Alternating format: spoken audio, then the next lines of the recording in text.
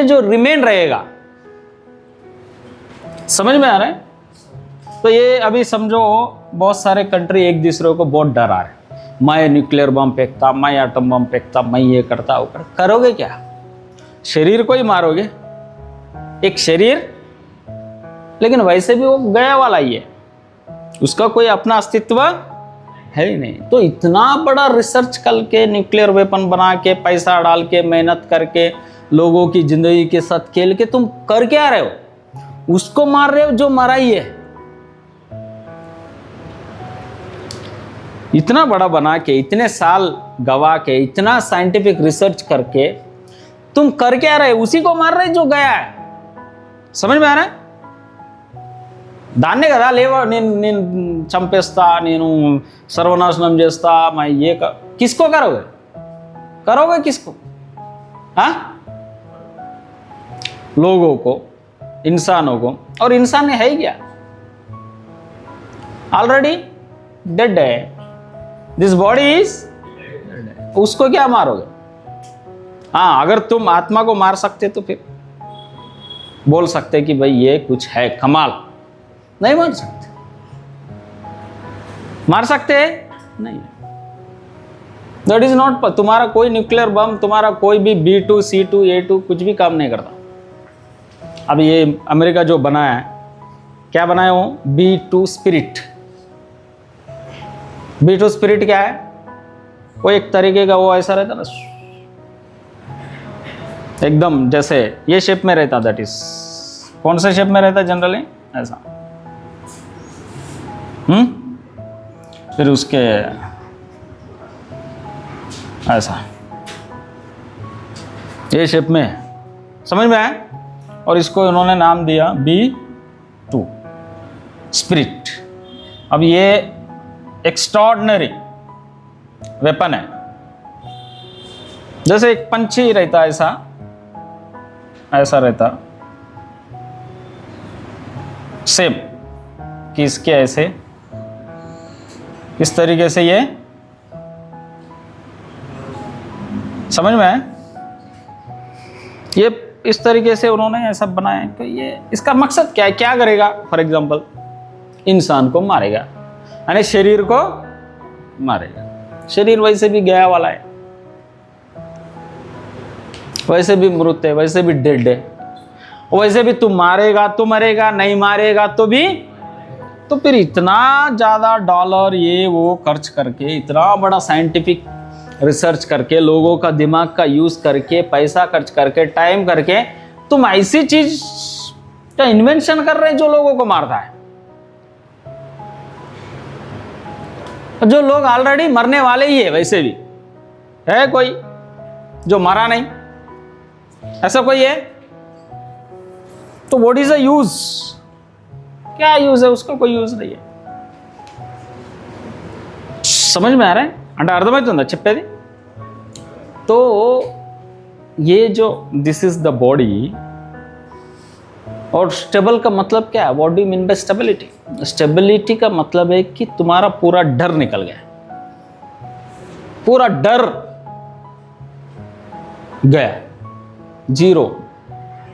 डर क्या हो गया? Zero. Then you can be stable. अब तुमको मिसाइल से भी डर नहीं लगता, B2 स्पिरिट से भी डर नहीं लगता। क्यों? कि तुम अभी कॉन्शियस हो गए। स्टेबल हो गए मतलब क्या हो गए? कॉन्शियस हो गए। अब वो मारने से पहले तुम शरीर को छोड़ने लायक हो गए। समझ में आ रहा है? वो मारे तो भी छोड़ेंगे, वो नहीं मारे तो भी कॉन्शियस हो गए। अब तुम, अब ये सृष्टि से एक हो गए। क्या हो गए? ఈ నేచర్ తోటి ప్రకృతి తోటి ఒకటైపోయినావు।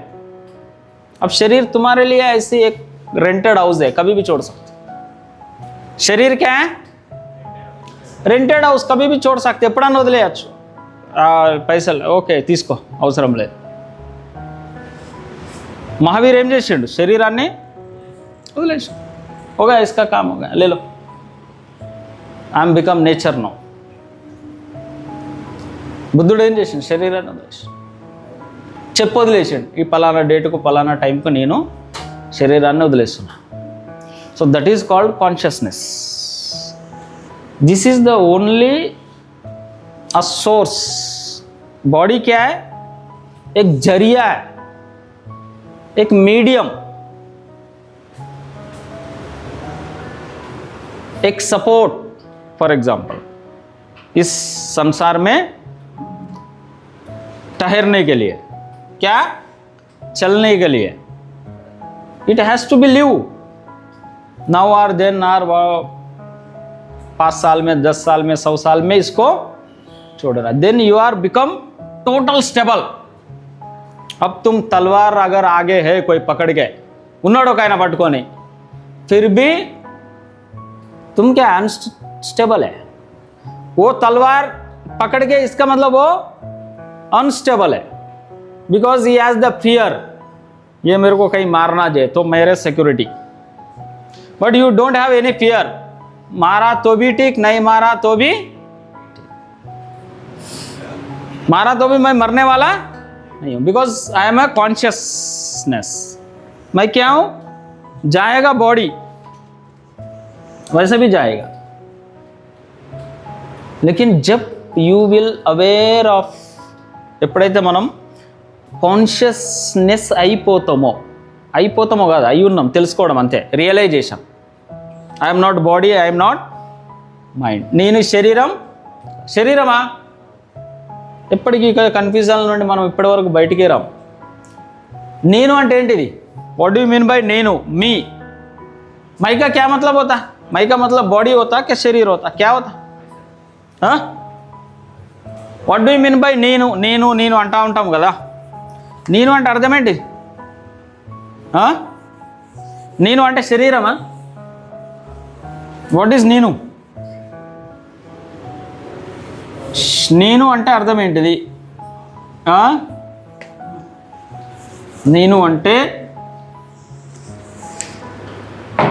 చెప్పినా కదా ఇంతకుముందు, దీంట్లో ఇది కనిపించేది ఒకటే ఆకారం. దీంట్లో 3 ఉంటాయి. ఏంటిది?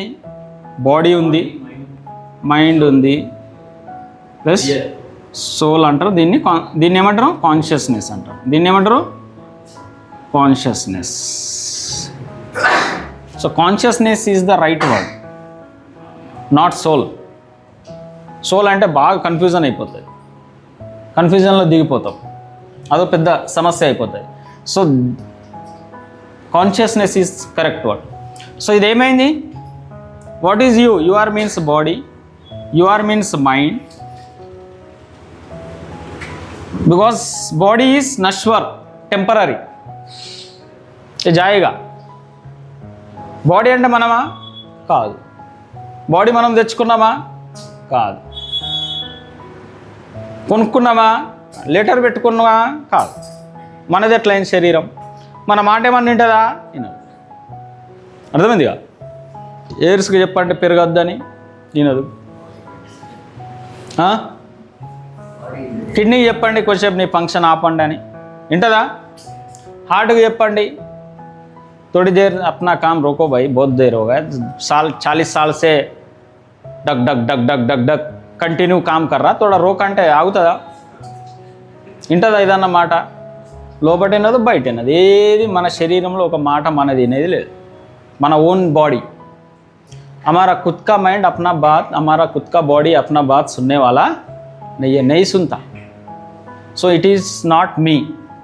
अगर मैं रही तो सुनना जरूरी है ना. నేను అంటే నేను బాడీ అనుకుంటే బాడీనా లావద్దా? ఏమి లేదు. అంటే నేను అంటే బాడీ కాదు. క్లియర్? నేను అంటే మైండ్ కాదు, మైండ్ ఒక కాడ ఉండదు, అది ఎటో పోతూ ఉంటుంది.